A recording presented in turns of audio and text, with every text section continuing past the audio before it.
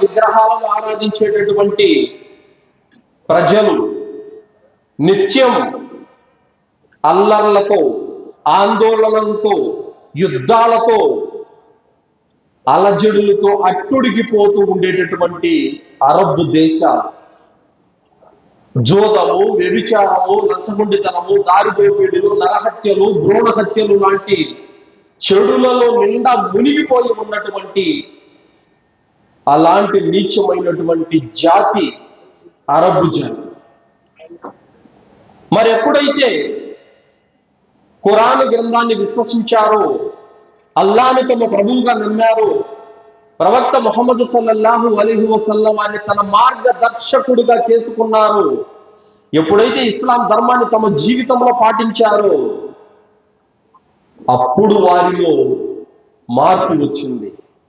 360 విగ్రహాలను మొక్కే ప్రజలు ఒకే ఒక్క సృష్టికర్త అయిన అల్లాహ్ను మొక్కడం ఎప్పుడైతే ప్రారంభించారో ఆ చెడులు, ఆ వ్యభిచారం, ఆ జూదం, ఆ భ్రూణ హత్యలు అన్ని సమసిపోయాయి.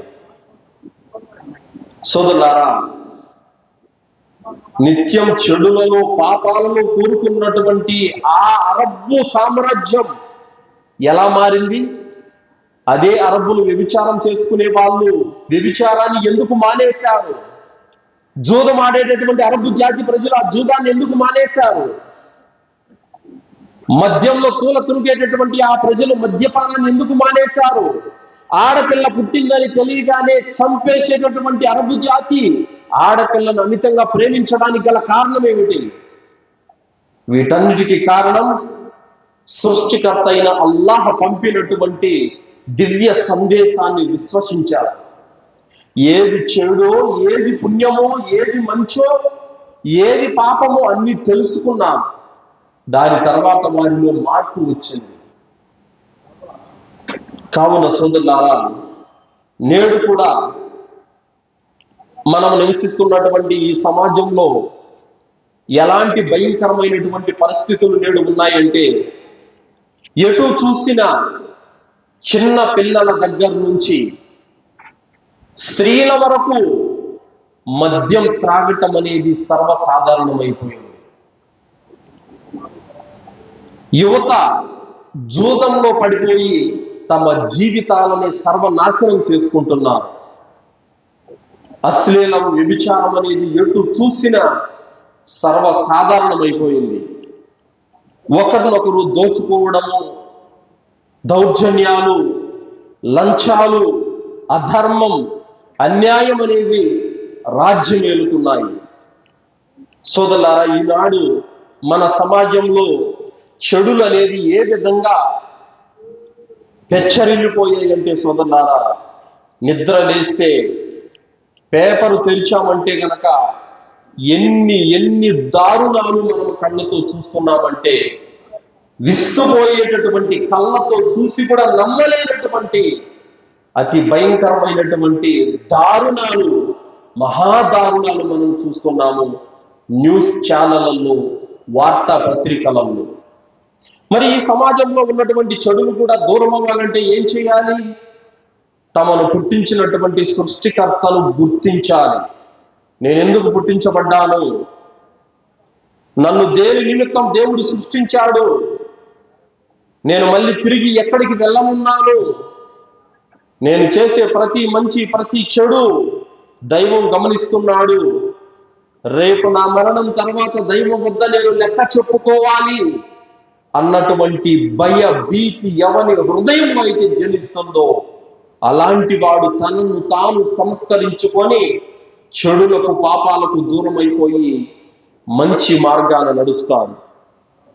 సోదరులారా,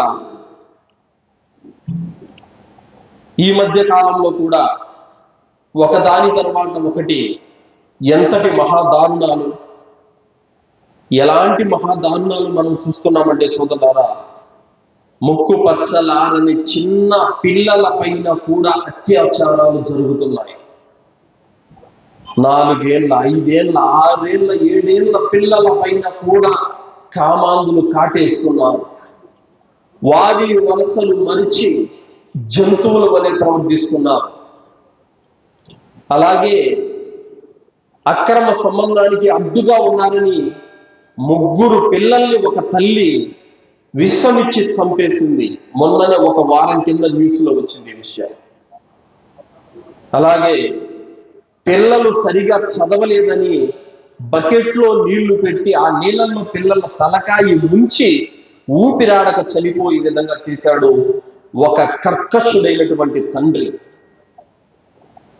అలాగే అక్రమ సంబంధానికి అడ్డుగా ఉన్నాడని కట్టుకున్న భర్తనే కడతీర్చినటువంటి కర్కశుడైనటువంటి భార్య యొక్క వార్తలు ఎన్నో మనం చూస్తూనే ఉన్నాం.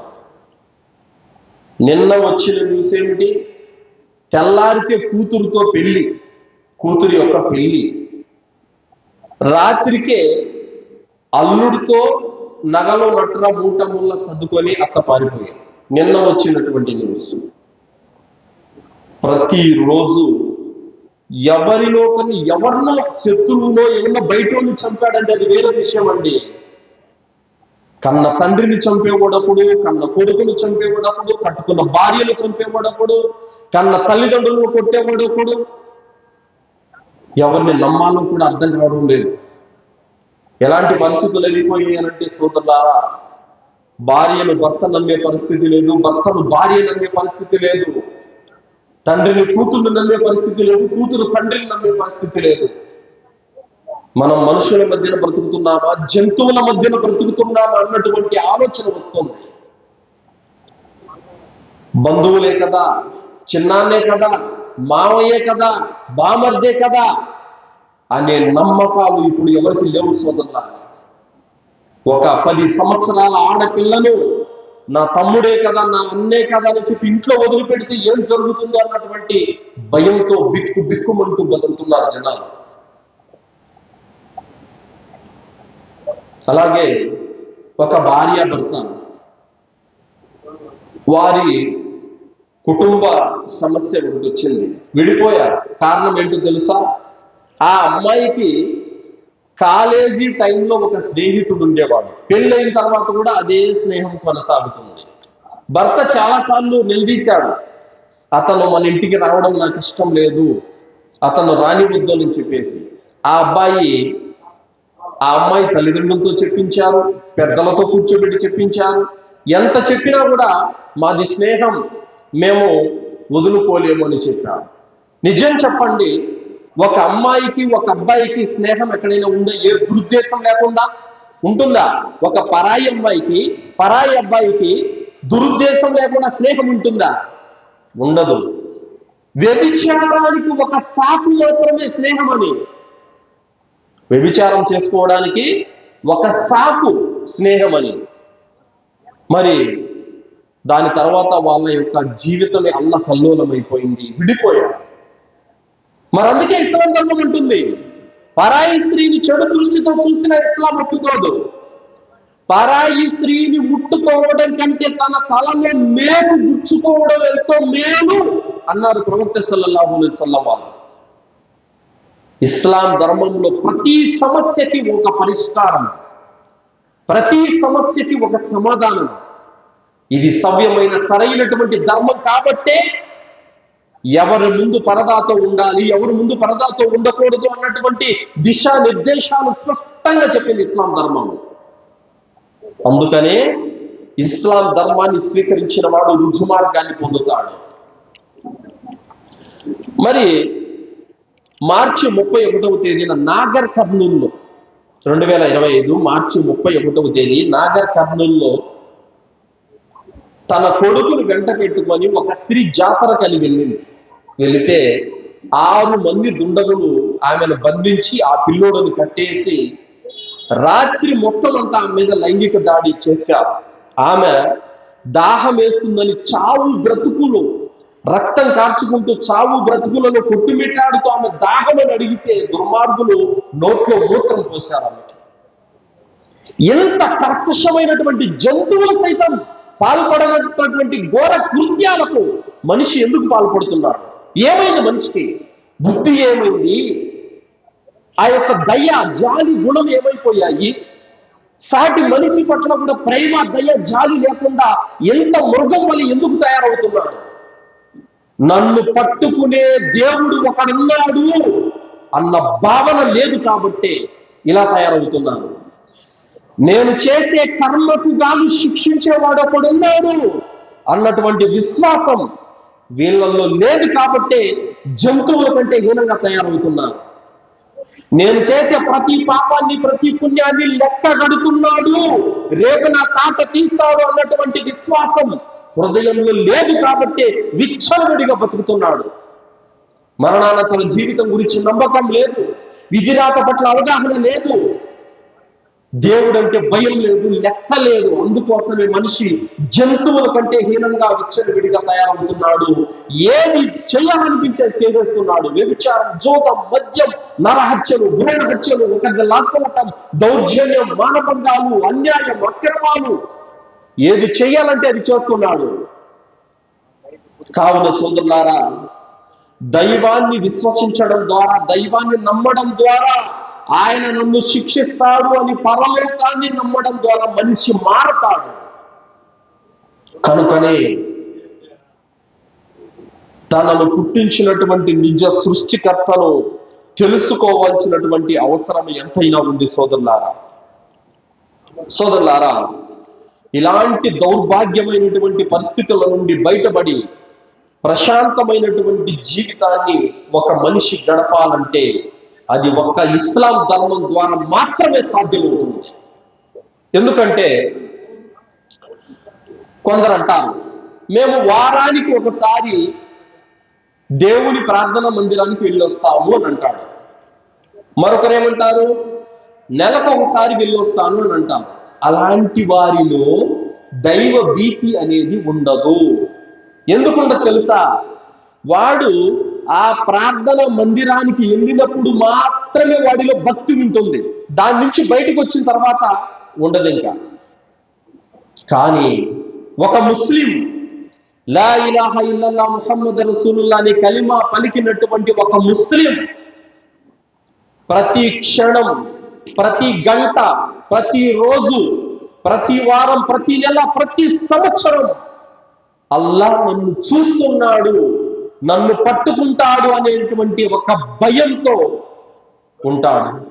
అందుకోసమే పాపాలకు పాల్పడలేడు, తప్పులకు పాల్పడలేడు.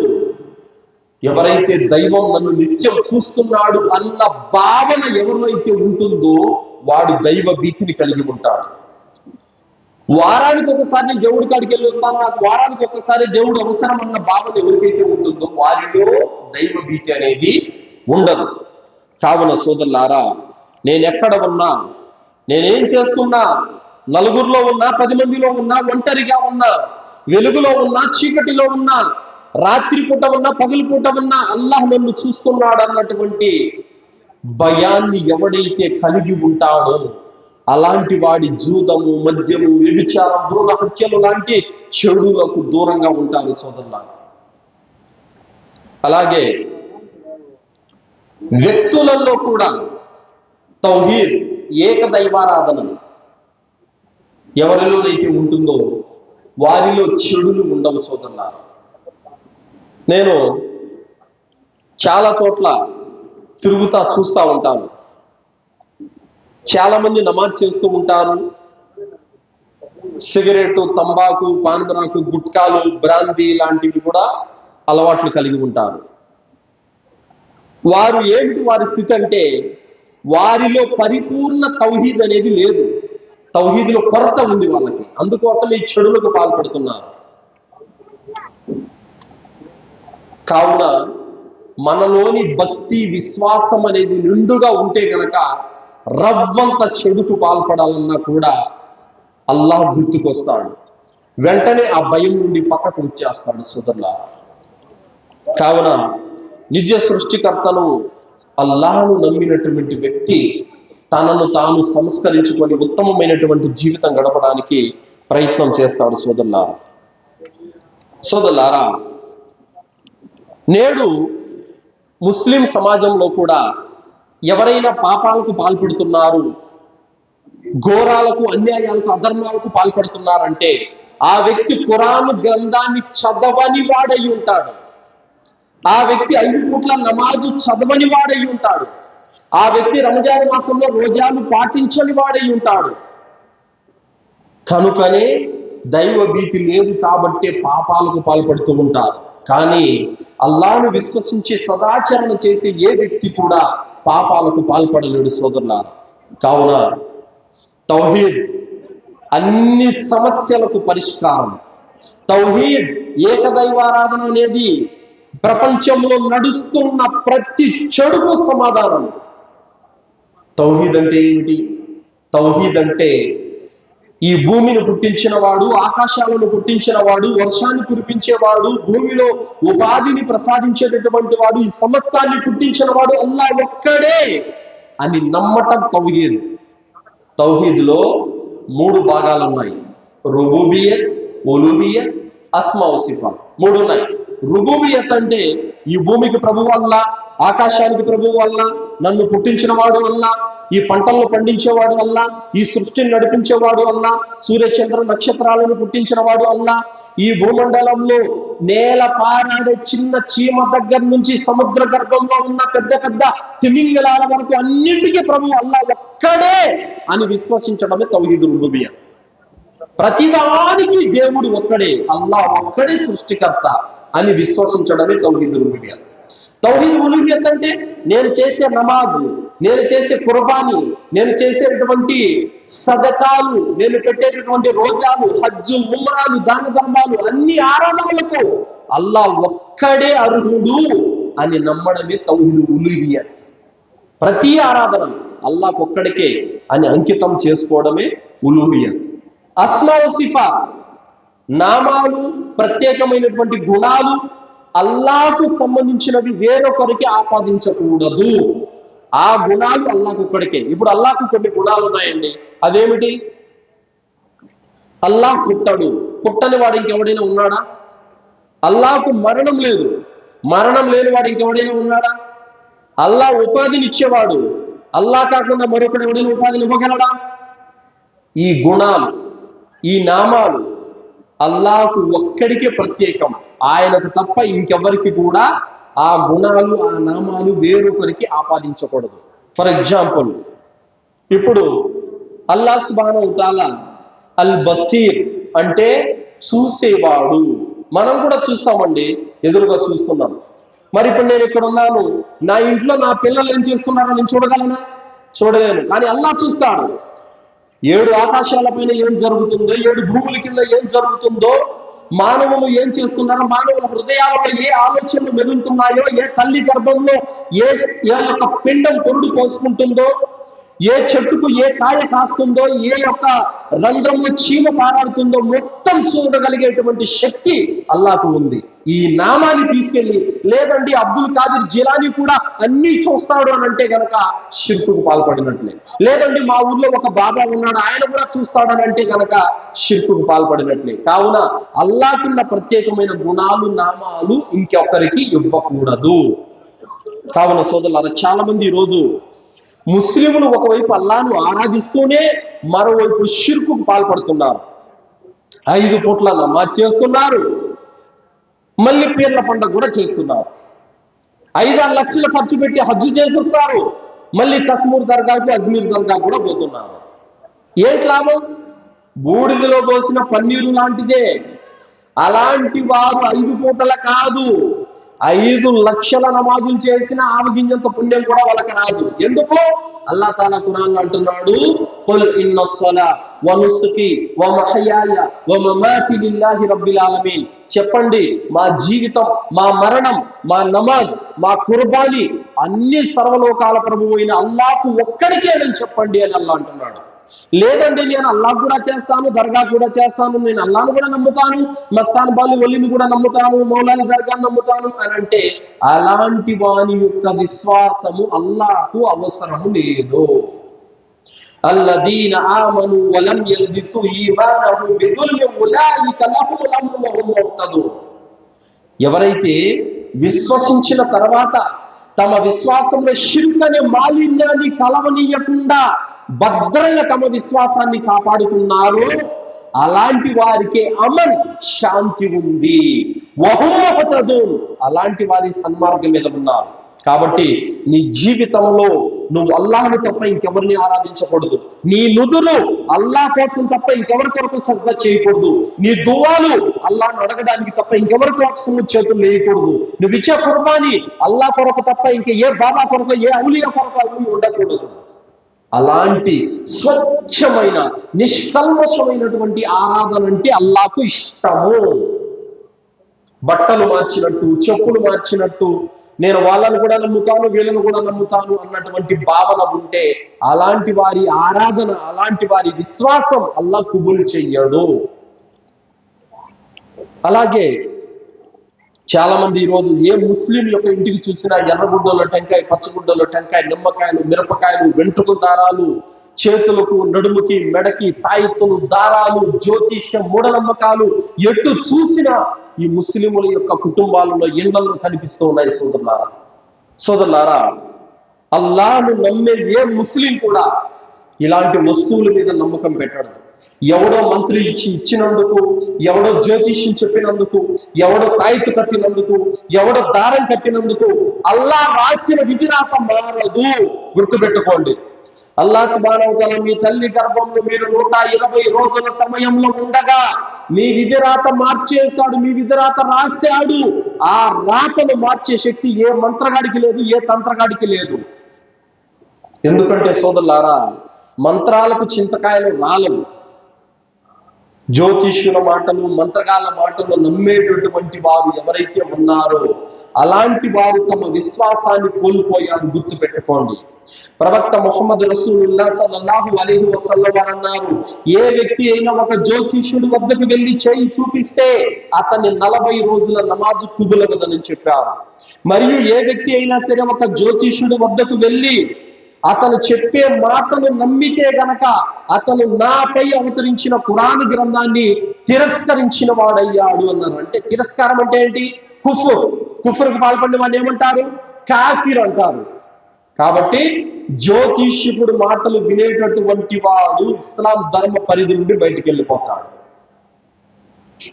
జ్యోతిష్యుడు చెప్పేటువంటి మాటలన్నీ అబద్ధాలండి. కావున అలాంటి వారి మాటలు నమ్మకూడదు. అలాగే ఇంటికి ఏదో కీడు తగిలిందని, నష్టం వాటిల్లుతుందని టెంకాయలు కట్టడం, నిమ్మకాయలు కట్టడం, వెంట్రుకల దారాలు కట్టడం ఇది ఇస్లాం ధర్మంలో లేదు. వేషగాళ్ళు బ్రతుక్కోవడానికే, 10 పరక సంపాదించుకోవడానికే ఇలాంటి వేషాలు వేస్తున్నారు. అలాంటి వారిని నమ్మేవాడు, వారి మాటలు నమ్మేటటువంటి వాడు ముష్రిక్ అవుతాడే తప్ప ముస్లిం కాలేడు. కావున మనం ఏం చేయాలి? అల్లాహ్పై ఈమాన్ పెట్టాలి. ఇలాంటి వాటి మీద ఈమాన్ పెట్టకూడదు. ఇమ్రాన్ బిన్ హుసైన్ రలియల్లాహు అన్హు ఉల్లేఖనం, ప్రవక్త ముహమ్మద్ రసూలుల్లాహ్ సల్లల్లాహు అలైహి వసల్లం వారు బజార్లో ఒక వ్యక్తి పోతా ఉంటే ఆ వ్యక్తి చేయి పట్టుకున్నారు ప్రవక్త గారు. అబ్బాయి, నీ చేతికి ఎందుకు ఇత్తడి కడియం ధరించామని అడిగారు. ప్రవక్త, నాకు ఆరోగ్యం బాగలేదు, అందుకోసమే నేను ఇత్తడి కడియం వేసుకున్నా అన్నారు. ప్రవక్త గారు ఏమన్నారంటే, ఈ ఇత్తడి కడియం నువ్వు ధరించడం ద్వారా నీకు ఎలాంటి లాభము లేదు, నీకు ఎలాంటి జబ్బు నయం కాదు. పైగా ఈ కడియం నీ ఒంటి మీద ఉన్న స్థితిలో నీకు చావు వస్తే గనక నువ్వు నరకానికి పోతావు, జాగ్రత్త అని చెప్పారు. ఎందుకు? అల్లాహ్ ఏం చేయలేడు, ఆయన మంత్రిచ్చిన ఈ మంత్రం పనిచేస్తుందనే నమ్మకం నీలో ఉంటే నువ్వెలా ముస్లిం అవుతావు. కావున సోదరులారా, దారాల మీద, తాయెత్తుల మీద నమ్మకం పెట్టేవాడు ముష్రిక్ అవుతాడు, ముస్లిం కాలేడు. సోదరులారా, అలాంటి వాటిని నమ్మకూడదు. అలాగే సోదరులారా, చాలా మంది ఈరోజు ఇలాంటి వాటికి పాల్పడుతున్నారు. అలాంటి వారి పాపం ఇప్పుడు మొన్న రంజాన్ వచ్చింది, 30 రోజాలు పెట్టారు. ఇఫ్తార్లు, సహరీలు, దాన ధర్మాలు, జకాతు చెల్లించారు, తరావీ నమాజులు చదివారు, లైలతుల్ ఖద్ర్లో జాగారణ ఉన్నారు. మళ్ళీ పీర్ల పండుగ వస్తే, మొహర్రం వస్తే దర్గాలకు వెళ్తారు. అలాంటి వారు పాపం వారి యొక్క ఆరాధనలో ఏమిటి? అల్లాహ్ తాలా అంటున్నాడు, లైన్ అష్రక్త లయహబతన్న అమలుక వలతకూనన్న మినల్ ఖాసిరీన్. అలాంటి వారి యొక్క కర్మలు అల్లాహ్ వృధా చేస్తాడు. అలాంటి వారి యొక్క కర్మలు అల్లాహ్ వద్ద పనికిరావు. కావున షిర్కుకు పాల్పడేటువంటి ముస్లిం ఎన్ని పుణ్యకార్యాలు చేసుకున్నా వేస్టే, లాభం లేదు. అలాగే సోదరులారా, తౌహీద్ ఏక దైవారాధన పైన స్థిరంగా నిలబడాల్సినటువంటి అవసరం ఎంతైనా ఉంది. చాలా మంది కొన్ని పలుకులు పలుకుతారు, వాటి ద్వారా కూడా షిర్కుకు పాల్పడతారు. ఫర్ ఎగ్జాంపుల్ ఏమంటారంటే, అల్లా మీద మాత్రమే ప్రమాణం చేయాలి, ఏదైనా ఒక విషయం సత్యమైనప్పుడు అల్లా సాక్షిగా అని చెప్పాలి. అలా కాకుండా మా అమ్మ తోడు, మా నాన్న తోడు, నా బిడ్డ తోడు అని ప్రమాణాలు పలుకుతారు. అల్లా సాక్షిగా కాకుండా అమ్మ తోడు, నాన్న తోడు, నా బిడ్డ తోడు, నా భార్య తోడు అని ఎవరైనా అంటే గనక అలాంటి వాడు కూడా షిర్కుకు పాల్పడినట్టే. అలాగే ఏదైనా ఒక పని అవసరం కొరకు ఎవరితోనైనా పని పడినప్పుడు ఏమంటారంటే, అయ్యా మీరు దయ తెలిస్తే అయిపోతుందయ్యా, మీరు దయ తెలిస్తే అయిపోతుందయ్యా అని అంటారు. ఈ మాట చెప్పకూడదు.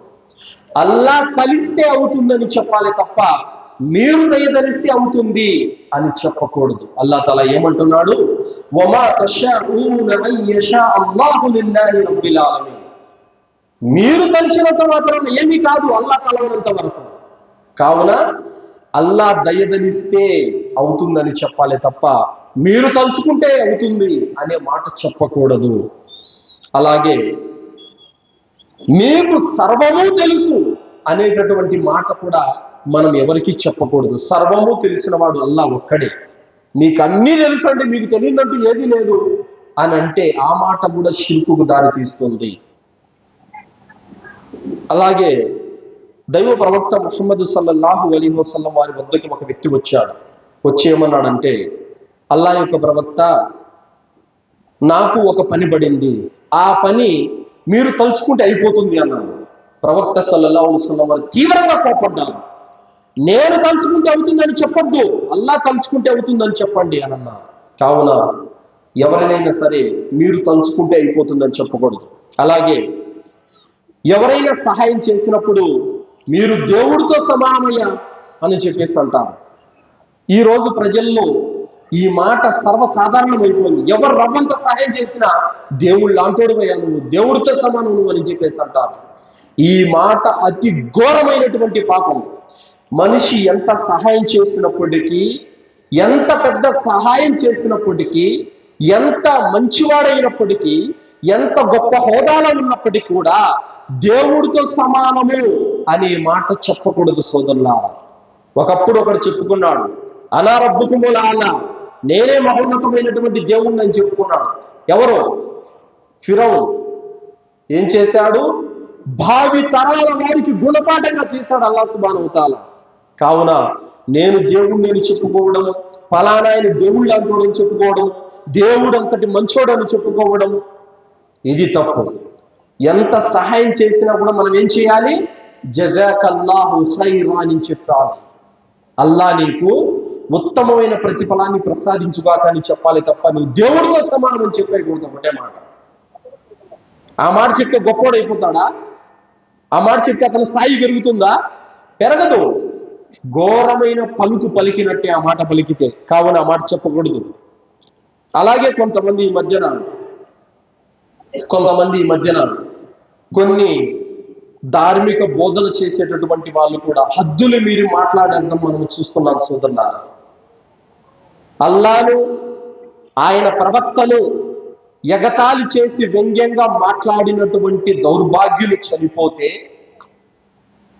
వారి చావును ప్రగాఢ సానుభూతులు తెలియచేయడము, వారి ఆత్మకు శాంతి చేకూరాలని అల్లాను ప్రార్థించడము, అలాగే వారు దైవ సేవకులు, దేవుని దాసులని బిరుదులు ఇవ్వటము, తౌహీదు లోపాలు మనము ఇలాంటి వారిలో చూస్తున్నాము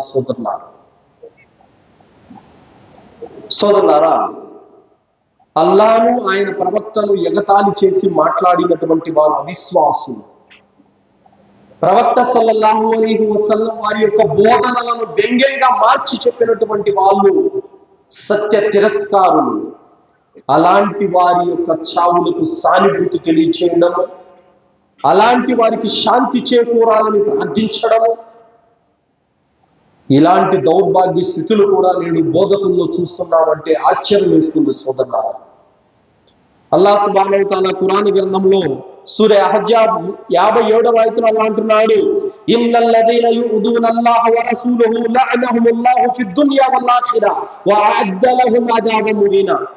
అల్లాహు ఆయన ప్రవక్తకు బాధ కలిగించేవారు ఇహలోకంలో పరలోకంలో అల్లాహ్ శాపానికి గురవుతారు, వాళ్ళు అవమానానికి గురవుతారని అల్లాహ్ సుబ్హానహు వ తఆలా తెలియజేశాడు. సోదరులారా, అవమానకరమైన శిక్ష వారి కొరకు ఉందని అల్లాహ్ చెప్పాడు. ఎవరైతే అల్లాహకు ఆయన ప్రవక్తకు బాధ కలిగిస్తారో వారికి. సోదరులారా, ప్రవక్త ముహమ్మద్ సల్లల్లాహు అలైహి వసల్లం వారి కాలంలో ఒక క్రైస్తవుడు ఇస్లాం స్వీకరించాడు. ఈ హదీసు సహీహ్ అల్ బుఖారీ 3617 అనస్ రదియల్లాహు అన్హు వారు ఉల్లేఖిస్తున్నారు. ఒక క్రైస్తవుడు ప్రవక్త సల్లల్లాహు అలైహి వసల్లం వారి వద్ద ఇస్లాం స్వీకరించి ప్రవక్త సల్లల్లాహు అలైహి వసల్లం వారు చదివేటటువంటి యొక్క ఖురాన్ పలుకులు మరియు హదీసులు రాసుకునేటటువంటి వాడు, ఆ పనిలో విలేకరిగా ఉన్నాడు. కొంతకాలానికి అతను క్రైస్తవంలోకి వెళ్ళిపోయాడు, ఇస్లాం వదిలిపెట్టేశాడు. అప్పటికి అతనికి సూరే బకరా, సూరే ఆలిమరన్ సూరా కూడా నేర్చుకున్నాడు.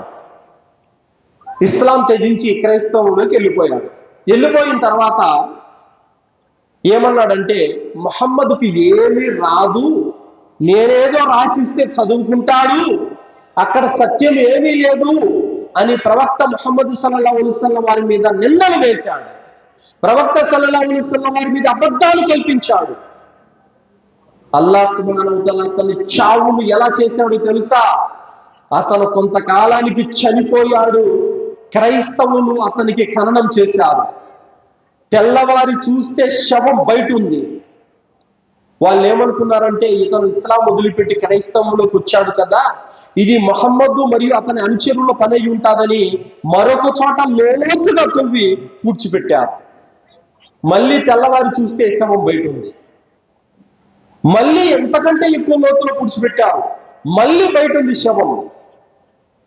వాళ్ళ యొక్క మతంలో జ్ఞానవంతులు గ్రహించారు, ఇది ముహమ్మద్ అతని అనుచరుల పని కాదు, ఇది దేవుని యొక్క శాపం ఇతని మీద పడింది, వదిలిపెట్టేయండి అని చెప్పారు. కుక్కలు నక్కలు పీకుతున్నాయి అతని యొక్క శవాన్ని. అవమానం. ఎవరైతే ప్రవక్తను ఎగతాళి చేసి మాట్లాడుతారో, ఎవరైతే ప్రవక్త మాటలను వక్రీకరిస్తారో, ఎవరైతే ప్రవక్త యొక్క మాటలను వ్యంగ్యంగా మార్చి చెబుతారో, అలాంటి వారి కొరకు ఇహలోకంలో పరలోకంలో అవమానకరమైనటువంటి శిక్ష వారి కొరకు సిద్ధంగా ఉంది. సోదరులారా, కావున ప్రవక్త ముహమ్మద్ సల్లల్లాహు అలైహి వసల్లం వారి యొక్క స్థాయిని గుర్తించాలి. ఆయన చిట్ట చివరి ప్రవక్త.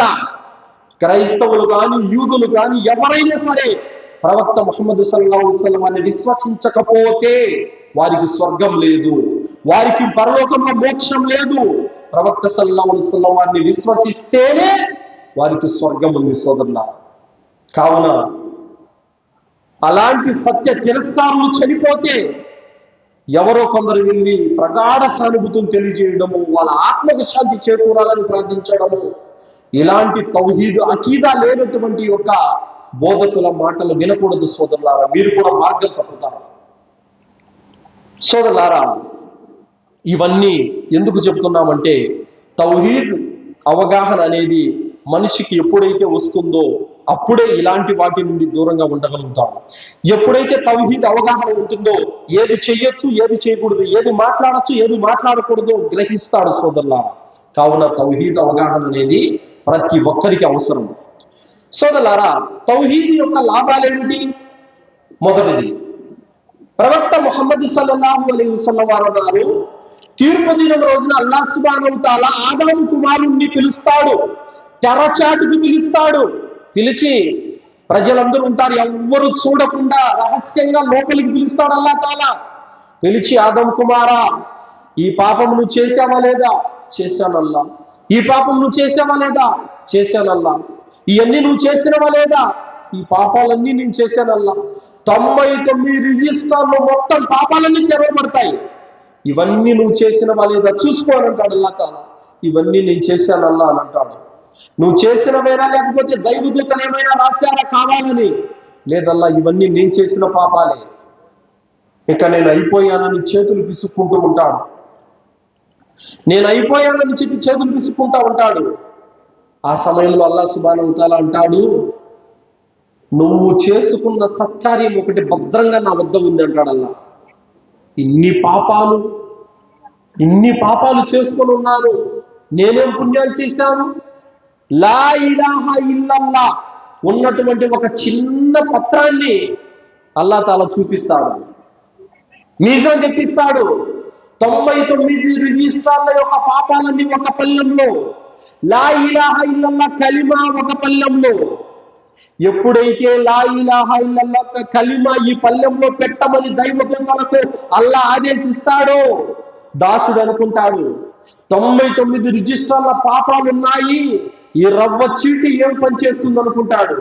ఎప్పుడైతే లా ఇలాహా ఇల్లల్లా అనే కలిమా కలిగిన పత్రాన్ని త్రాసులో వేయడం జరుగుతుందో 99 రిజిస్ట్రార్ల పాపాలు మొత్తం పైకి తేలికైపోతాయి. సోదరులారా, దాసుడు అడుగుతాడు, అల్లాహ్ ఇన్ని పాపాలు చేసుకున్నాను కదా, అయినా కూడా అల్లాహ్ నన్ను క్షమించావు, నన్ను స్వర్గానికి పంపుతున్నావు, కారణం ఏంటల్లా అని అడుగుతాడు. ఆదం కుమారా, నువ్వెన్ని పాపాలు చేసినప్పటికీ, ఎన్ని తప్పులు చేసినప్పటికీ నాతో సాటి కల్పించలేదు, షిర్కు చేయలేదు, అందుకే నిన్ను స్వర్గానికి పంపిస్తున్నాను అంటాడు అల్లాహ్ తాలా. ఎన్నో పాపాలు చేశావు, కానీ నీ పాపాలు సర్వమానవుల ముందర బహిర్గతం చేయకుండా గుప్తంగా దాచిపెట్టాను, ఎందుకంటే నువ్వు షిర్కు చేయలేదు. అందుకే అల్లాహ్ అంటున్నాడు, ఇన్నల్లాహ లా యగ్ఫిరు అన్ యుష్రక బిహి వ యగ్ఫిరు మా దూన జాలిక లిమన్ యషా. షిర్కు తప్ప అల్లాహ్ అన్ని పాపాలను క్షమిస్తాడు. అందుకని మొత్తం చేసేసుకోమని కదా అర్థం. సోదరులారా, అల్లాహ్ సుబ్హానహు వ తఆలా షిర్కు ఎంత పాపమో దాని స్థాయిని చూపుతున్నాడు మనకి. అందుకే అల్లాహ్ అంటున్నాడు, అల్లాహ్ సుబ్హానహు వ తఆలా షిర్కు తప్ప అన్ని పాపాలను క్షమిస్తాడు. అలాగే సోదరులారా, కర్మలు భద్రంగా ఉంటాయి. ఎవరైతే షిర్కు చేస్తారో, లైన్ అష్రక్త లయహ్బతన్ అమలుక వలతకూనన్న మినల్ ఖాసిరీన్, ఎవరైతే షిర్కుకు పాల్పడతారో వారి కర్మలన్నీ నాశనం అయిపోతాయి. ఎవరైతే తౌహీద్ మీద ఉంటారో వారి కర్మలు భద్రంగా ఉంటాయి. అంతేనా, 10 నుంచి 700 రెట్లు అల్లాహ్ సుబ్హానహు వ తఆలా పుణ్యాన్ని పెంచి ఇస్తాడు. అల్హమ్దులిల్లాహ్. గుర్రపు పిల్లని ఎలా పెంచి పెద్ద చేస్తాడో అలా అల్లాహ్ సుబ్హానహు వ తఆలా మీ యొక్క పుణ్యాలను పెంచి పెద్ద చేస్తాడు. కావున మీ యొక్క కర్మలు భద్రంగా ఉంటాయి. తర్వాత దైవదూతలు శుభవార్తలు ఇస్తారు. ఇన్నల్లదీన ఖాలు రబ్బునల్లాహు సుమ్మ ఇస్తకాము తతనజ్జలు అలైహిముల్ మలాయిక అల్లా తఖాఫు వలా తహజను వఅబ్షిరు బిల్ జన్నతి అల్లతీ కుంతుం తుఅదున్. ఎవరైతే అల్లాహే మా ప్రభువు అని పలికి ఆ మాట మీద స్థిరంగా ఉన్నారు, అలాంటి వారి వద్దకు దైవదూతలు దిగి వస్తారు. తతనజ్జలు అలైహిముల్ మలాయిక, దైవదూతలు దిగి వచ్చి అల్లా తఖాఫు వలా తహజను, మీరు భయపడవద్దు, మీరు దుఃఖించవద్దు, వఅబ్షిరు బిల్ జన్నతి అల్లతీ కుంతుం తుఅదున్, మీ కొరకు స్వర్గ శుభవార్త ఉంది, అల్లాహ్ మీ కొరకు స్వర్గం సిద్ధం చేసి ఉంచాడు, విని ఆనందించండి అని దైవదూతలు మీకు గుడ్ న్యూస్ చెప్తారు. ఎప్పుడు? మీరు చనిపోయే ముందా. తౌహీదీ వ్యక్తులకు ఇది లాభం. తర్వాత తౌహీదీ వ్యక్తి ఎలాంటి కర్మల విచారణ లేకుండా నేరుగా జన్నతులకు వెళ్ళిపోతాడు. ప్రవక్త ముహమ్మద్ సల్లల్లాహు అలైహి వసల్లం అన్నారు, యద్ఖులుల్ జన్నత మిన్ ఉమ్మతి 70,000 బిగైరి హిసాబ్. నా ఉమ్మతులో 70,000 మంది ప్రజలు, ముస్లిములు ఎలాంటి కర్మల విచారణ లేకుండా నేరుగా జన్నతులకు వెళ్ళిపోతారని చెప్పారు. ఎవరు వాళ్ళు? హుముల్లదీన లా యస్తరుకూన్ వలా యతతయ్యరున్ వఅలా రబ్బిహిమ్ యతవక్కలూన్. ఎవరంటే వాళ్ళు హస్త సాముద్రికములు, జ్యోతిష్యం చూయించుకోరు, మూఢనమ్మకాలు, వాస్తులు, శకునాలు నమ్మరు. వఅలా రబ్బిహిమ్ యతవక్కలూన్, వారి నమ్మకం, వారి భరోసా, వారి విశ్వాసం అల్లాహ్పై మాత్రమే ఉంటుంది. అలాంటి నికార్సైన ముస్లిములు 70,000 మంది కర్మల హిసాబ్ లేకుండా జన్నతులకు వెళ్ళిపోతారు. అల్లాహు అక్బర్. ఇది తౌహీద్ యొక్క లాభం. అలాగే సోదరులారా, ఇమామ్ ఇబ్నుల్ ఖయ్యూమ్ రహ్మతుల్లాహి గారు ఉన్నారు, ఏమన్నారంటే తౌహీద్ మీద ఉన్నవారు నూహ్ అలైహిస్సలాం పడవలో కూర్చున్న వారితో సమానము. ఎవరైతే షిర్కు చేశారో వాళ్ళు ఆ జల ప్రళయంలో కొట్టుకుపోయిన వారితో సమానం అని చెప్పారు. నూహ్ అలైహిస్సలాం యొక్క పడవలో కూర్చున్నది విశ్వాసులు, ప్రవక్త మాట నమ్మిన వారు. వాళ్ళు ఆ జల ప్రళయం నుండి తప్పించుకొని సురక్షితంగా ఉన్నారు. తౌహీద్ మీద ఉన్నవారు అలాంటి వారు. తర్వాత తౌహీద్ మీద ఉన్నవారు నరకానికి వెళ్ళరు. ప్రవక్త సల్లల్లాహు అలైహి వసల్లం అన్నారు, మన్ ఖాల లా ఇలాహా ఇల్లల్లాహు హర్రమ అలన్నార్. ఎవరైతే లా ఇలాహా ఇల్లల్లాహ్ మీద స్థిరంగా ఉంటారో వారి కొరకు హర్రమ అలన్నార్, నరకము వారి మీద నిషేధం అయిపోతుంది. తౌహీద్ మీద స్థిరంగా ఉన్న వారి కొరకు నరకం నిషేధం అయిపోతుంది. ఇన్ని లాభాలు ఉన్నాయి తౌహీద్ మీద ఉంటే. కావున అల్లాహ్ను మాత్రమే ఆరాధించాలి, తౌహీద్ మీద స్థిరంగా ఉండాలి సోదరులారా. షిర్క్ జోలికి, బిదాత్ జోలికి వెళ్ళకూడదు. వెళ్ళారంటే మన కర్మలు నాశనం అయిపోతాయి, శాశ్వతమైనటువంటి నరకం, మన పుణ్యాలన్నీ వృధా అయిపోతాయి, స్వర్గ ప్రవేశం లేదు. దైవ దూతలు మనల్ని సమాధి దగ్గర నుంచి నరక శుభవార్తలు వినిపిస్తూనే ఉంటారు. నరక యాతన, నరకంలో శాశ్వతమైనటువంటి జీవితం, స్వర్గ ప్రవేశం లేదు, కర్మలన్నీ వృధా అయిపోతాయి. ఇవన్నీ నష్టాలు ఉన్నాయి షిర్కుకు పాల్పడితే. కావున షిర్కుకు దూరంగా ఉండాలి, తౌహీద్ మీద స్థిరంగా ఉండాలి సోదరులారా. అల్లాహ్తో దువా చేస్తూ ముగిస్తున్నాను. విన్నటువంటి విషయాలపైన సదాచరణ చేసే సద్బుద్ధిని అల్లాహ్ మనందరికీ ప్రసాదించుగాక. అల్లాహ్ సుబ్హానహు వ తఆలా మనందరికీ ఖురాన్ హదీస్ వెలుగులో జీవితం గడిపే భాగ్యాన్ని ప్రసాదించుగాక. అల్లాహ్ మనల్ని, మన సంతానాన్ని షిర్కు నుండి, కుఫ్ర్ నుండి, బిదాత్ నుండి, శైతాన్ యొక్క కీడుల నుండి రక్షించుగాక. అల్లాహ్ తాలా మనల్ని కబర్ శిక్ష నుండి, జహన్నం నుండి రక్షించుగాక. అల్లాహ్ మనందరికీ జన్నతులో ఉన్నతమైన దర్జాలను ప్రసాదించుగాక. ఆమీన్. వాఖిరు దావానా అల్హమ్దులిల్లాహి రబ్బిల్ ఆలమీన్. అస్సలాము అలైకుం వరహ్మతుల్లాహి వబరకాతుహు.